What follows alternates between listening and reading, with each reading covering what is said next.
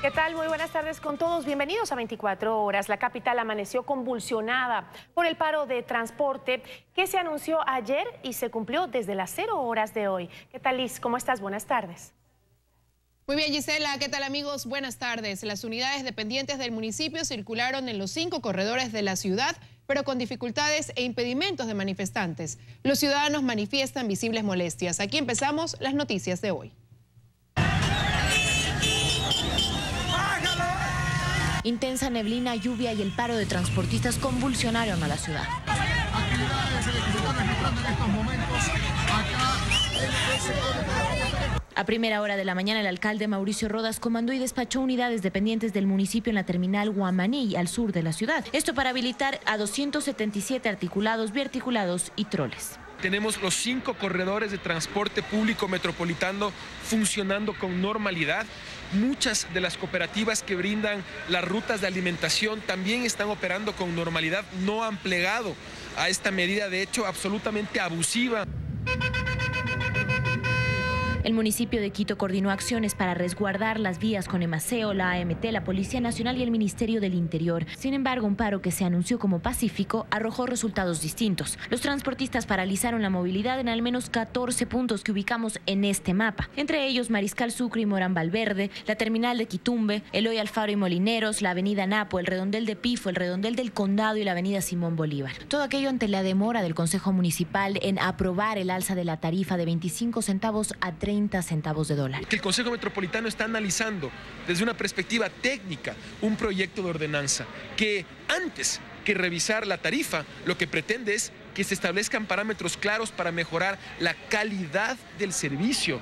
Así las cosas, se registraron incidentes en Chillogallo, donde un grupo de manifestantes tomó un contenedor de basura y lo sacó a la vía. En la avenida Napo se poncharon las llantas de biarticulados con el uso de Miguelitos. En el redondel del Condado, Cusubamba y la vía Gualberto Pérez se produjeron quemas de llantas y obstrucciones de vía. En Pifo y Tumbaco se registraron agresiones a los transportistas que apoyaban el traslado de pasajeros. También se agredió a las propias unidades de la policía. En otros puntos de la ciudad fueron frecuentes las agresiones a taxistas o vehículos que transportaban a los ciudadanos que no encontraban alternativas para llegar al trabajo.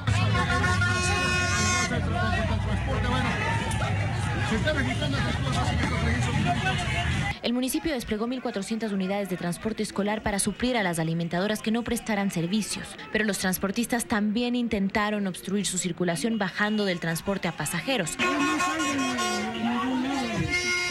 Las autoridades ya habían advertido que darían por terminado unilateralmente su contrato con aquellas alimentadoras que funcionaran dentro de su potestad y que no ofrecieran sus servicios. Se los sancionaría también legalmente, puesto que la movilidad es un servicio básico de acuerdo a la Constitución. Martina Vera Pérez, 24 horas. Y en algunos sectores de Quito, las unidades municipales no lograron abastecer la transportación de los usuarios, que amanecieron muchos de ellos con la sorpresa del paro. Vamos hasta el neurálgico sector de La Marina, en el centro de Quito, donde está nuestra compañera Helen Quiñones con los detalles. ¿Qué tal, Helen? ¿Cómo estás? Cuéntanos qué sucede por allá a esta hora. ¿Qué tal, Gisela? Amigos televidentes de todo el país, buenas tardes. En este sector es uno de los puntos de alta concentración de aquellas personas que vienen desde el sur de la capital y también desde los valles, y hoy se encontraron con la sorpresa de que las unidades del transporte privado urbano estaba completamente paralizado y que no podían llegar hasta sus diferentes destinos. Pues precisamente las 270 unidades que corresponden a las biarticulados, a la ecovía y también al trole, pues lograron abastecer a estos ciudadanos para llevarlos hasta sus diferentes destinos, con algunos contratiempos, pero también algunos decidieron caminar e incluso también tomar servicio de taxis. Nosotros hicimos un recorrido y les contamos a continuación las impresiones y también la indignación de algunos ciudadanos. Ante el paro de actividades por parte de los conductores del transporte urbano, hoy viernes Quito amaneció alterado en sus actividades diarias, especialmente los usuarios que dependen de un bus para poder llegar hasta su destino. No hay servicio, nosotros tuvimos que coger taxi, hacer transbordo, gastar más. Yo tomaba, digamos, el Batán Colmena. pero no hay, entonces estamos viniendo haciendo transbordo. A las 6 de la mañana en la avenida América, en el norte de la ciudad, en la estación del Seminario Mayor, cientos de ciudadanos que bajaban de las unidades biarticuladas del corredor central corrían hacia la avenida 10 de agosto por la Colón en busca de llegar a la parada del trole ante la falta de unidades convencionales. Voy a tener que coger taxi y eso no está bien y eso está... ¿Tenía usted los recursos para tomar un taxi? Con las justas y para el almuerzo ya no tengo. Me movilizo de sur a norte, pero estoy desde las 5 de la mañana y no puedo avanzar. En el sector de la Marín, centro de Quito, una intermitente lluvia acompañaba a miles de usuarios que conformaron largas filas para utilizar las unidades del transporte municipal, que no lograba abastecer la demanda. Varios ciudadanos expresaron su molestia por la situación. Antes desde las 5 de la mañana esperando bus y hasta el momento ya llego atrasado al trabajo. Ya. ¿De qué sector viene usted? Desde el Recreo. Obviamente, como usted puede ver, afecta porque tiene que movilizarse a veces en taxi y los costos demandan más. En el sector de alta concentración, a las afueras de Carapungo, en la Panamericana Norte, también se evidenció largas filas de personas que buscaban tomar una unidad metropolitana del transporte. Según iban a ver los buses escolares y no hay ni uno. Ni uno pues, no ha pasado, según dijo que iba a pasar y no ha pasado ni uno. En Morán estamos caminando ya prácticamente 2 horas y no hemos podido encontrar un medio para podernos movilizar. La medida no solo afectó la economía de muchos, sino que también alteró sus actividades planificadas. Ya no voy a esperar más, pues me toca regresar a la casa. La paralización de actividades se toma luego de que ayer jueves 24 de agosto se suspendió la sesión del Consejo Metropolitano en la que se buscaba definir una alza de pasajes de 25 a 30 centavos en la capital. Helen Quiñones, 24 horas. Algunos ciudadanos coincidieron en que no están de acuerdo precisamente con esta alza de pasaje, ya que el transporte público en la capital no ha mejorado las condiciones de calidad en el servicio y tampoco se han tomado en cuenta algunos parámetros como por ejemplo de calidad. A esta hora de la tarde aquí en el Playón de la Marín, en esta estación del Corredor Central Norte, hay poca afluencia de personas. Las diferentes unidades que corresponden a este servicio han logrado evacuar la mayor cantidad de personas o los miles de ciudadanos que llegaron en horas de la mañana hasta este sitio y que se encontraron con la sorpresa de este paro de actividades por parte del transporte público urbano de Quito. Nosotros continuaremos aquí, amigos y compañeros en estudio, para luego contarles lo que se presenta y sobre todo la posición de cada uno de los ciudadanos que se sienten afectados ante esta medida. Liz, continúas con más de ese estudio. Gracias, Helen. Más adelante volveremos contigo. El contacto es ahora con Jorge Loaiza desde las instalaciones del ECU 911, donde se instaló el Comité de Emergencias Cantonal. Hola, Jorge. Buenas tardes. Cuéntanos qué sucede allí.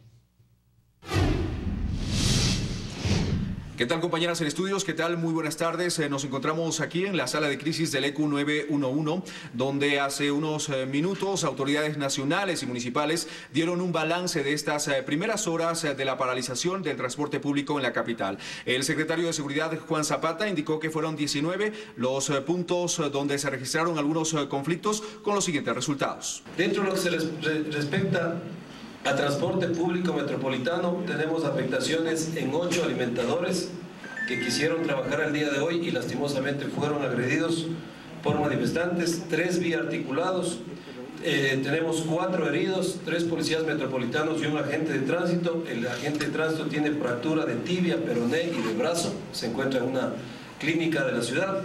El viceministro del Interior, Andrés de la Vega, indicó que se están realizando algunas acciones con la Policía Nacional para evitar mayores conflictos, sobre todo en horas de la tarde, cuando cientos o miles de quiteños se aprestan a regresar a sus hogares luego de la jornada laboral. Y lo que no se va a tolerar es disturbios del orden público que afecten no solamente a bienes públicos, como son las vías, como son unidades de transporte público, como son bienes privados, sino que también afecte la integridad de nuestros conciudadanos y también afecte la economía de nuestras familias, de nuestra gente que se está buscando dirigirse a sus trabajos, a sus instituciones educativas.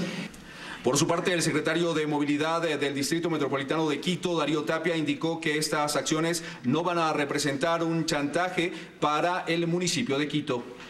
Que el día lunes seguirá el trámite de esta ordenanza Pues en este sentido, el Consejo dispuso que la Comisión de Movilidad vea algunas de las nuevas sugerencias, recomendaciones hechas por los concejales.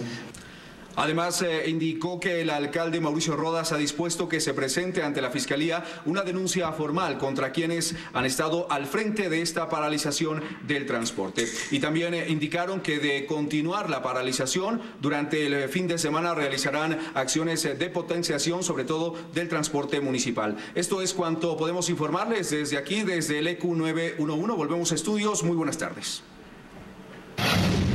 Buenas tardes para ti también, Jorge, muchísimas gracias. Y justamente pasamos ahora a la unidad de flagrancia, donde el procurador del municipio de Quito puso ya la denuncia en contra de las personas detenidas por la paralización. El contacto es ahora con nuestra compañera María Gracia Acosta.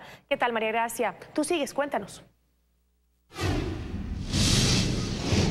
Gracias, ¿qué tal? Buenas tardes. A esta hora, hasta la unidad de flagrancia, han llegado 4 de las 10 personas detenidas por las actividades de paralización del transporte en la ciudad de Quito. Esto es por presunto daño a bien ajeno y también por paralización del servicio público. El municipio ha manifestado que hubo heridas a 4 policías metropolitanas, 8 buses biarticulados fueron violentados, un vehículo de la Policía Metropolitana destrozado y varios puntos intervenidos. Más temprano, el procurador del municipio de Quito llegó hasta la Fiscalía de Pichincha para poner la denuncia correspondiente. Escuchemos. Hoy se está formalizando el tema de denuncia para que se persigan los actos que se han cumplido por parte de quienes se han permitido paralizar un servicio que es estratégico y de trascendental importancia para la ciudad, como es el transporte público. Ustedes saben, está prohibido por la Constitución, el artículo 326, y acá estamos haciendo la denuncia general de todos los actos que tienen que ser perseguidos por el fiscal. Tras el ingreso de la denuncia, también llegó el procurador acá a flagrancia para verificar cómo estaba el trámite. Nos indicaron respecto a las penas y las acusaciones que la Fiscalía va conociendo a medida que llegan las personas detenidas. Ingresan los aprehendidos por el presunto delito de paralización de los servicios públicos y ellos tienen que recabar la información para verificar si se encontraban en efecto realizando esto. Las investigaciones de flagrancia deberán concretarse en 24 horas para conocer si se cuenta o no con las pruebas correspondientes. Las penas relacionadas con esto son por paralización de servicio público de 1 a 3 años de prisión y por daño a bien ajeno, normalmente de 2 a 6 meses. Pero cuando se trata también de paralización de servicio público, la pena privativa de libertad puede ir de 1 a 3 años. Este es nuestro informe desde la unidad de flagrancia en Quito. Ustedes continúan con más en estudios. Una buena tarde. Buenas tardes para ti también, María Gracia. Y el representante de los transportistas, Jorge Llanes, asegura que la paralización del transporte urbano seguirá de forma indefinida. Además, afirma que las agresiones que se han presentado durante el paro no son su responsabilidad, ya que existen infiltrados. Los señores concejales son los únicos responsables y si ellos se reúnen el día de hoy y aprueban la ordenanza, nosotros inmediatamente saldremos. Y si los señores concejales deciden aprobar el día lunes, el martes, el miércoles, el jueves, pues al día que aprueben, ahí saldremos nosotros a trabajar. Considero o presumo que como nunca deben faltar infiltrados, de gente indeseable que siempre aprovecha las circunstancias para estar inmiscuidos en estos temas, porque los transportadores siempre hemos demostrado ser gente de paz, gente que entrega nuestros servicios y sea deficiente o bueno o malo, que no estamos para impedir la circulación de ningún ciudadano ni de ningún automotor. El alza del pasaje de transporte urbano es un hecho en Quito, así lo aseguró el secretario de Movilidad, Darío Tapia. Sin embargo, será bajo las condiciones del municipio, según dijo. Mientras tanto, la concejal Daniela Chacón afirma que el paro es una respuesta desesperada a una situación política mal manejada por la alcaldía.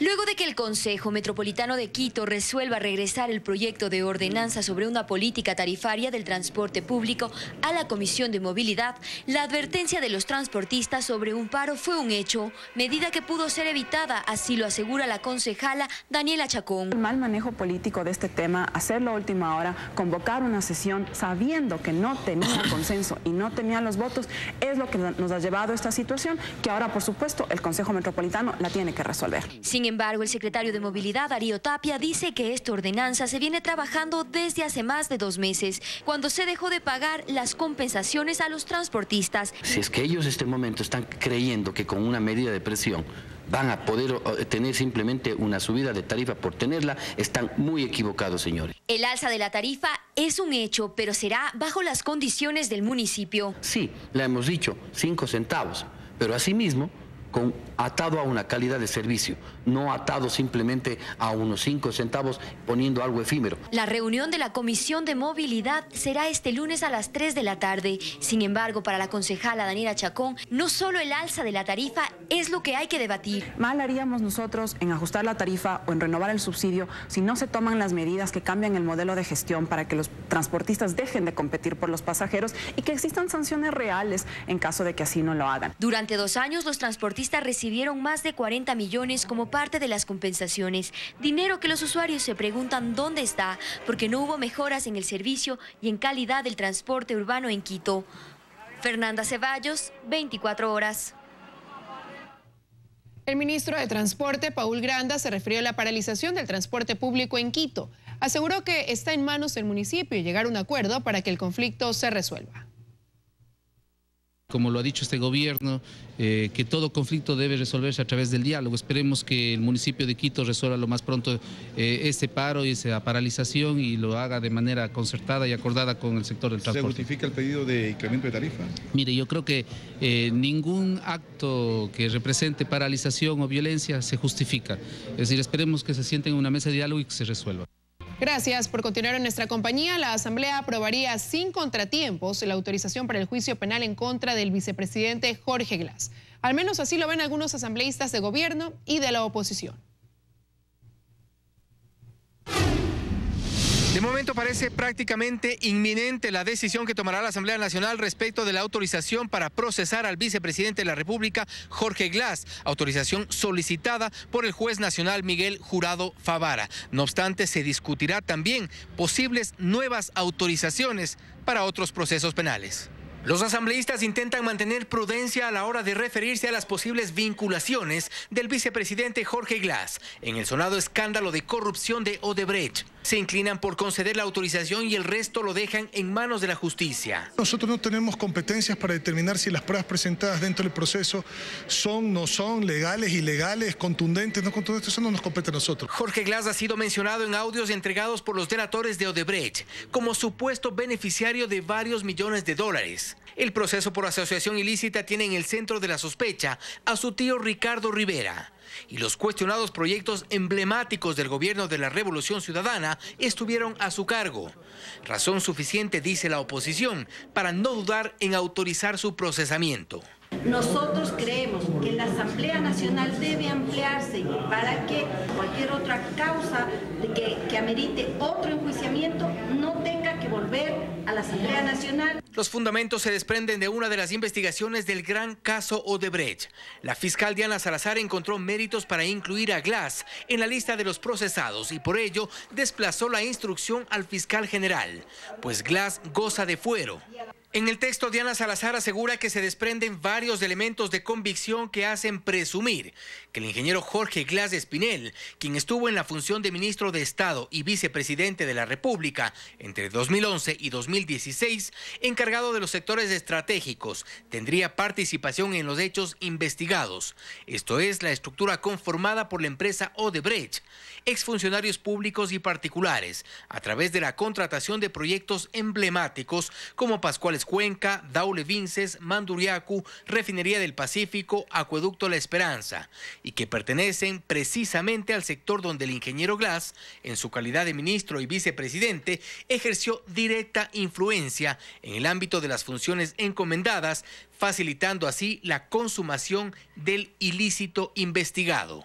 Aún así, los asambleístas afines al oficialismo son cautos, son prudentes. Sin intención de justificar, sino más bien de identificar a aquellos malos funcionarios, pero también a sectores privados representados en empresas offshore, en transnacionales, en personajes, que han estado siempre vinculados al poder.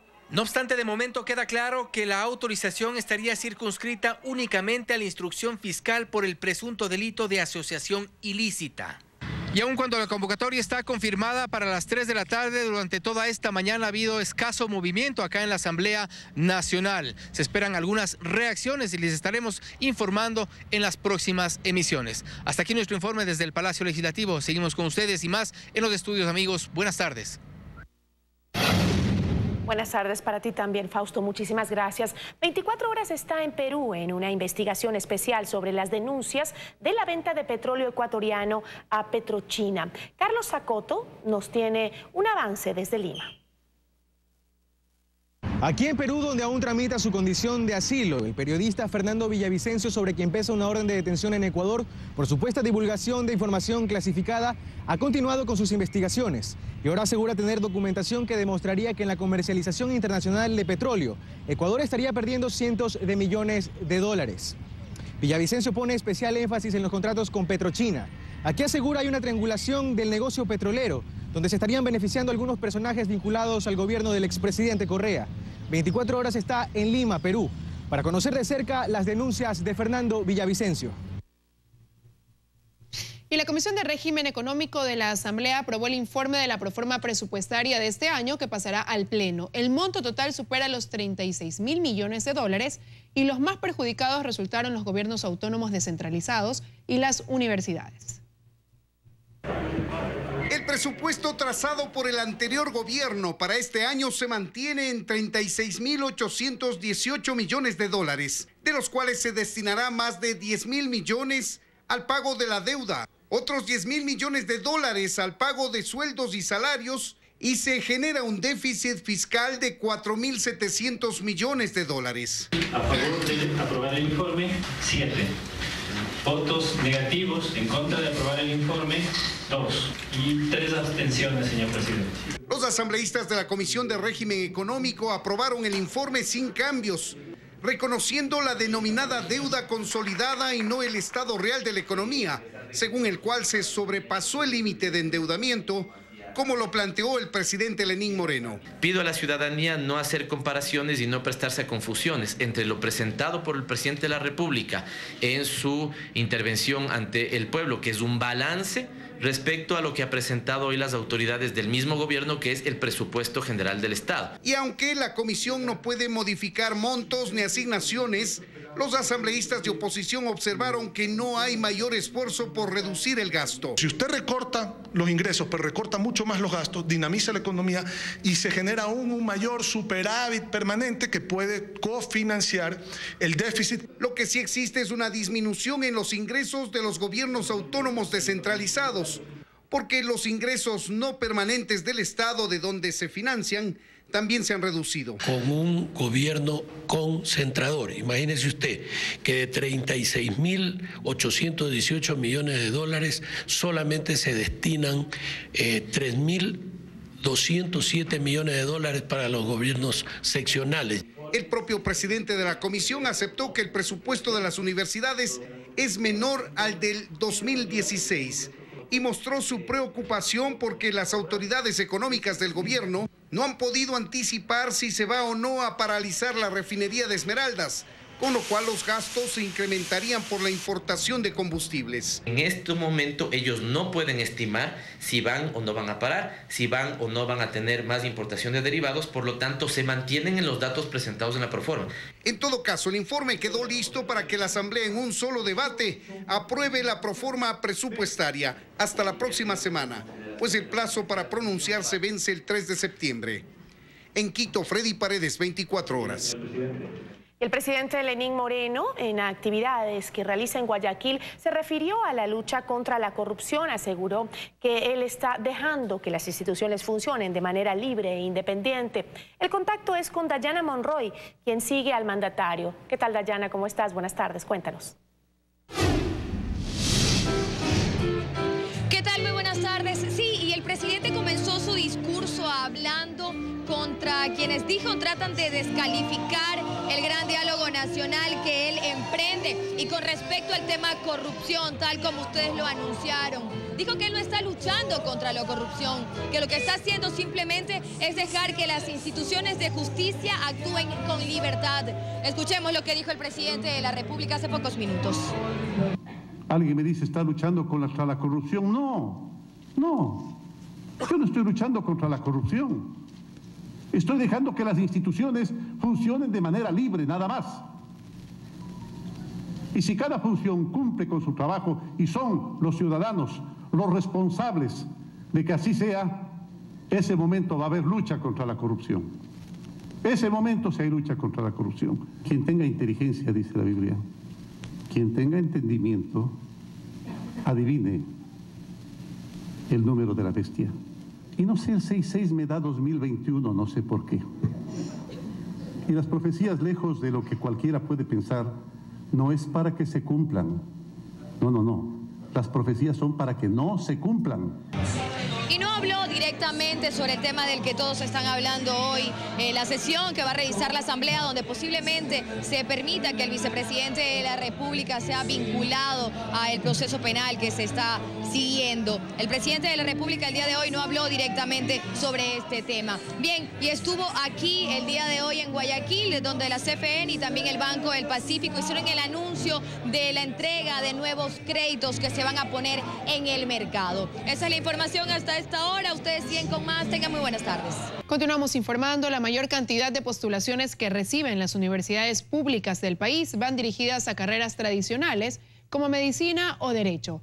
De las 2.804 opciones que hay según la Cenecit, los bachilleres prefieren las profesiones que ya han saturado el mercado laboral. Van desde lo más tradicional hasta lo poco escuchado. En la oferta pública, según la Secretaría Nacional de Educación Superior, hay 2.804 carreras universitarias a disposición de los cerca de 300.000 estudiantes ecuatorianos que deberán rendir el examen ser bachiller antes de su grado. Solo en Estatal de Guayaquil, donde todos los años hay reclamos por los cupos asignados. En el último periodo lectivo fueron 46 los tipos de estudios ofertados, pero la postulación se concentró únicamente en las carreras de mayor saturación en el mercado. Es así que para enfermería hubo 29.437 postulaciones y 22.342 para medicina. Las carreras tradicionales siguen siendo aquellas que más llaman la atención de los jóvenes. Tito Alvarado actualmente cursa el 4º año de medicina en la Universidad Católica y dice que él y la mayoría de los 400 estudiantes que hay en su facultad están preocupados por lo que ocurrirá cuando deban trabajar. Tenemos como meta salir del país porque realmente oportunidades aquí no hay. Doménica Pérez, en cambio, lleva apenas un ciclo estudiando en la Facultad de Derecho y ya está consciente de la dura tarea que le espera cuando intente conseguir apenas prácticas para su carrera. Prefiere ser optimista. Hay millón competencia, pero de eso se trata. Y que Ana prefirió investigar y aunque tuvo que irse a vivir a Chimborazo para estudiar, postuló para biotecnología ambiental. Una alternativa nueva. En tanto que Luis Fernando se decidió por integrar la primera promoción de ingenieros en mecatrónica de la Universidad Salesiana. Tendría más campo laboral donde insertarme. En universidades como la Estatal de Guayaquil actualmente se revisa la oferta académica y se reducen cupos en algunas carreras saturadas. Por ejemplo, en la Facultad de Administración de Empresas ya hemos ido aumentando los cupos en otras áreas que son técnicas. Y en otras particulares, como la UES. 4 carreras totalmente nuevas. Y es que según un informe del Foro Mundial, el 65% de las profesiones que se requerirán entre los próximos 5 y 10 años todavía no se han creado. Luisa María Heredia, 24 horas.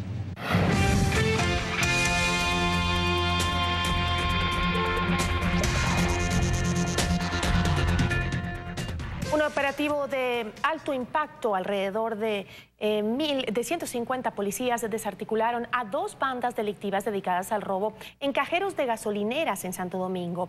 Después de 2 meses de investigaciones, los gendarmes lograron la detención de 7 personas. Actuaban en motos. La primera se desplaza a un extremo de la gasolinera para dar seguridad, pero si tenían que actuar lo hacían. El acompañante con pistola en mano se baja y le amenaza a la persona que acababa de sacar dinero del cajero. Le quita el efectivo. De la moto 2 se baja el acompañante o parrillero. Amenaza con la pistola y una vez que golpea fuerte a la recaudadora, se apodera del dinero en efectivo. La moto 1 llega también al surtidor. golpea y amenaza con pistola y se apodera del dinero. Como que no ha pasado nada, fugan. Días después regresan a la misma gasolinera. De forma idéntica actúan. La moto 1 al extremo da seguridad. De la moto 2 se baja el parrillero armado. Va hacia la recaudadora y la somete. Se lleva el dinero en efectivo. Los delincuentes dominan el ambiente. El conductor de la moto también se baja para robar y sin resistencia alguna consigue el dinero en efectivo. Huyen sin saber que por segunda vez las cámaras de la gasolinera les han registrado. Estas grabaciones muestran otros robos. Con estas evidencias la policía investiga durante 2 meses. Estas organizaciones se identifican como, los unos son Latin Kings y los otros Punto 40. En total tenemos 7 detenidos. La policía planifica un mega operativo. En la noche y madrugada, 150 policías allanan 17 casas. Se integraban, se asociaban con el fin de cometer delitos como el microtráfico, hurto de motocicletas y robo a personas. Se encontró droga y armas. 2 bandas que han quedado desarticuladas y la policía sigue la pista de otros integrantes. En Santo Domingo de los Áchilas, con las cámaras de David de la Torre y Paul Singo, Nelson Carrera, 24 horas. Un accidente de tránsito deja un muerto en el kilómetro 33 de la vía Guayaquil-Salinas. El conductor de un camión que transportaba leche se estrelló contra un tráiler. La tragedia ocurrió a las 5 de la mañana. Varios elementos del Cuerpo de Bomberos con agentes de la CTE trabajaron por más de 30 minutos para sacar de los hierros retorcidos el cuerpo sin vida del conductor del camión blanco. El uno era pues un camión de distribución de leche y el otro es una plataforma en la que lleva arena. El accidente se registró en el kilómetro 33 de la vía a la costa sentido Guayaquil-Salinas. El copiloto resultó gravemente herido. Los socorristas tuvieron que cortar las latas del cabezal para poder sacar al señor. Él quedó inconsciente. Presentaba heridas profundas en su cabeza, brazos y piernas. Al ciudadano con vida lo llevaron de urgencia en una ambulancia a un hospital. El occiso fue identificado como Luis Alberto Real Quinto, de 50 años. Presten atención en algo. El accidente ocurrió justamente en este lugar donde estoy ubicado. Si ustedes se dan cuenta, algunas fundas de leche quedaron regadas aquí en el sitio. El tráiler que transportaba la arena aló aproximadamente 3 metros al camión, porque este quedó incrustado en la parte trasera. Por eso quedaron atrapadas las 2 personas, la que está fallecida y la que se encuentra en el hospital del IES. Según testigos que observaron la tragedia, el chofer del camión repartidor de leche se habría quedado dormido y por ir a exceso de velocidad se estrelló con el tráiler cargado de arena que iba a una velocidad prudencial. Me rebasó abajo en el peaje. Quien manejaba la plataforma fue retenido para investigaciones. Los agentes de la UIAD se acercaron a levantar indicios para poder determinar cómo se dio el accidente. Paul Tutibén, 24 horas.